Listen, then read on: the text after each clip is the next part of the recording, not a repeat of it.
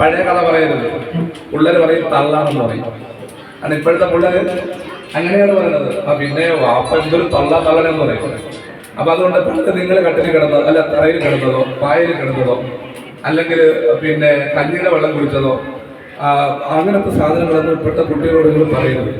മറിച്ച് ഇപ്പോഴത്തെ സാഹചര്യം എന്താണോ ആ സാഹചര്യത്തിലേക്ക് കുട്ടിയെ ജീവിക്കാൻ വിടുക. കുട്ടി വളഞ്ഞു പോകുന്നു എന്ന് കണ്ടാൽ ഒന്ന് എന്ത് ചെയ്യുക, നിവർത്തി കൊടുക്കുക. ഇതാണ് നമ്മുടെ ജോലി, ഇതാണ് രക്ഷിതാവിന്റെ ജോലി. ശരി, ഓക്കെ. അപ്പൊ രക്ഷിതാവ് എന്നുള്ള നിലയിൽ നമ്മുടെ മക്കൾക്ക് നമ്മൾ എന്തൊക്കെ കൊടുക്കുന്നുണ്ട്, എന്തൊക്കെ കൊടുക്കണം പറയും, നിങ്ങൾ പറഞ്ഞു എന്താ കൊടുക്കണം?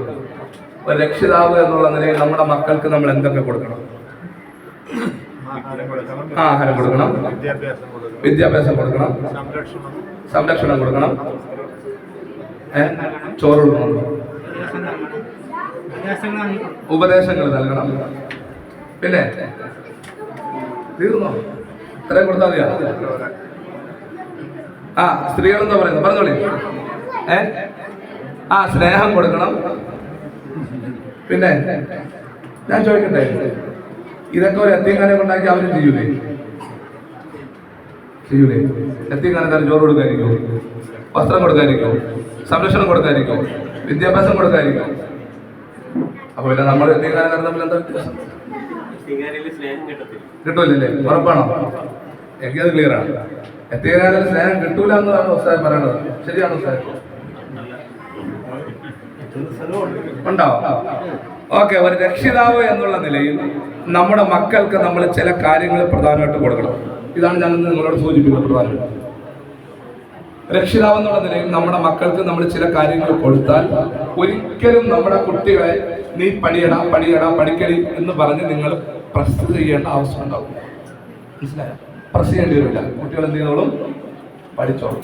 അപ്പൊ അതിന് എന്തൊക്കെയാണ് ആവശ്യമുള്ളത്? നിങ്ങൾ ഇപ്പൊ പഠിച്ചു പോവുകയുള്ളത്. ഇൻഷാ അല്ലാഹ് ആദ്യമായിട്ട് നമുക്ക് വേണ്ടത് സംരക്ഷണമാണ്. എന്താണ് വേണ്ടത്? സംരക്ഷണം. നമ്മളെ മക്കൾക്ക് സംരക്ഷണം കൊടുക്കുന്നില്ലേ? എന്താ സംരക്ഷണം? പട്ടി അടിക്കാൻ വന്നാൽ സംരക്ഷിക്കണം, അല്ലേ? പിന്നെ നല്ലൊരു അടച്ചുറപ്പുള്ള വീട് കൊടുക്കണം. പിന്നെ എന്തെങ്കിലും അപകടങ്ങൾ ഉണ്ടാകാതെ കാത്തു സൂക്ഷിക്കണം. പിന്നെ സൗകര്യങ്ങളൊക്കെ ചെയ്തു കൊടുക്കണം. ഇതിനാണ് നമ്മൾ സംരക്ഷണം എന്ന് പറയാറുള്ളത്. സംരക്ഷണം 2 ടൈപ്പ് ഉണ്ട്. ശ്രദ്ധിക്കണേ, നിങ്ങളിങ്ങോട്ട് ശ്രദ്ധിക്കണേ. കുട്ടികളോട് സംസാരിച്ചോട്ടെ, നിങ്ങളെല്ലാം ശ്രദ്ധിച്ചാൽ മതി. 2 തരത്തിലുള്ള സംരക്ഷണമുണ്ട്. ഒന്നാമത്തത് ശാരീരിക സംരക്ഷണം, ഫിസിക്കലി സെക്യൂരിറ്റി എന്ന് പറയും. അതാണ് നിങ്ങൾ കൊടുത്തുകൊണ്ടിരിക്കുന്നത്. രണ്ടാമത്തത് മാനസിക സംരക്ഷണം. ഏതാണ്? മാനസിക സംരക്ഷണം.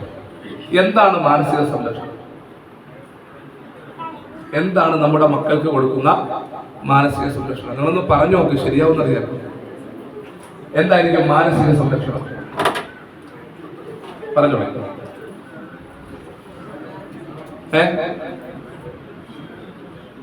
ഏതൊരു വീട്ടിൽ ബാപ്പയും ഉമ്മയും നിരന്തരം വഴക്കാണോ ആ വീട്ടിലെ കുട്ടിക്ക് മാനസിക സംരക്ഷണം ഉണ്ടാവില്ല.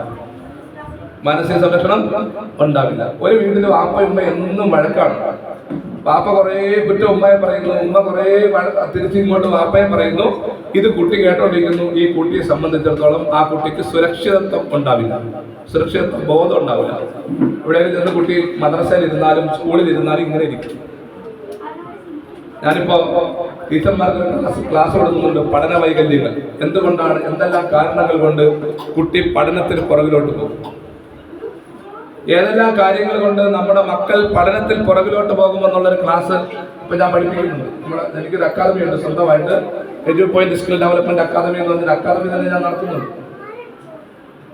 100 കണക്കിന് ആളുകൾ അതിൽ വന്ന് കൗൺസിലിംഗിന്റെ കോഴ്സൊക്കെ പഠിച്ചു പോകുന്നു. അപ്പൊ അതിന് ടീച്ചർമാർക്ക് വേണ്ടി മാത്രം വെച്ചിരിക്കുന്ന ഒരു ക്ലാസ്സാണ്. എന്താണ് ലേണിംഗ് ഡിസബിലിറ്റി, പഠന വൈകല്യങ്ങൾ എന്തൊക്കെയാണ്, അതെങ്ങനെയാണ് പഠന വൈകല്യം ഉണ്ടാകുന്നത്, അതിന്റെ കാരണങ്ങൾ എന്താണ്.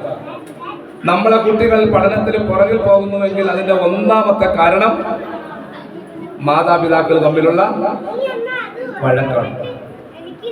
മാതാപിതാക്കൾ തമ്മിലുള്ള വഴക്കാണ്. വഴക്കം തന്നെയാണ് ഇവിടെ പറയുന്നത്, കലഹം, അല്ലേ? രണ്ടും പറയും. ഒറിജിനൽ ഭാഷ കോട്ടയത്തിന്റെ ഭാഷയാണെന്നാണ് അല്ലേ? മലയാള ഭാഷയിലെ ഒറിജിനൽ ഭാഷാ പ്രയോഗം ഏത് നാട്ടിനാണ്? കോട്ടയത്തിന് അവകാശപ്പെട്ടതാണ്. ഓക്കെ, മൊബൈൽ സൈലന്റ് ആയിക്കോട്ടെ. നമ്മളെ ക്ലാസ് ഡിസ്റ്റർബ് ആവും.